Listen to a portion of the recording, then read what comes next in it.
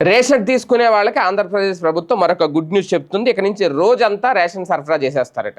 ఇప్పటికే కొన్ని విప్లవాత్మకమైన మార్పులు అయితే తీసుకొస్తున్నారు పౌర సరఫరాల శాఖ.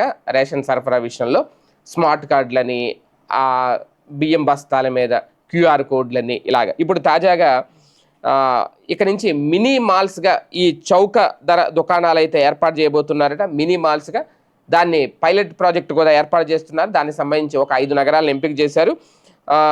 ఈ కొత్త విధానానికి శ్రీకారం చుడుతోంది పౌర సరఫరాల శాఖ. చౌక ధర దుకాణాలను మినీ మాల్స్గా మార్చబోతున్నారు. దీనికి సంబంధించి రాజమండ్రి, విశాఖ, తిరుపతి, గుంటూరు, విజయవాడ నగరాల్లో పైలట్ ప్రాజెక్ట్ ఎంపిక చేశారు. ప్రస్తుతం రేషన్ దుకాణాల్లో ప్రతి నెల 1 నుంచి 15వ తేదీ వరకు ఉదయం 8 నుంచి 12 గంటల వరకు, సాయంత్రం 4 గంటల నుంచి 8 గంటల వరకు బియ్యం, ఇతర నిత్యావసరాలు ఇస్తున్నారు. ఈ విధానంలో కొందరు డీలర్లు సరిగ్గా దుకాణాలు తీయకపోవడం, తీసిన సమయపాలన పాటించకపోవడంతో లబ్ధిదారులు ఇబ్బందులు పడుతున్నారు. ఈ సమస్యలను పరిష్కరించేందుకు మినీ మాల్స్ విధానంలో రోజంతా అంటే సుమారు 12 గంటలు దుకాణాలు తెరిచి ఉంచేలా ఏర్పాట్లు అయితే చేస్తున్నారు. అంతేకాదు ఈ మినీ మాల్స్లో జాతీయ వ్యవసాయ కోఆపరేటివ్ సొసైటీ, గిరిజన కార్పొరేషన్ నుంచి చౌక ధర దుకాణాలకు ఆయా నిత్యావసరాలను సరఫరా చేసేలా ప్రణాళికలు కూడా రూపొందిస్తున్నారు.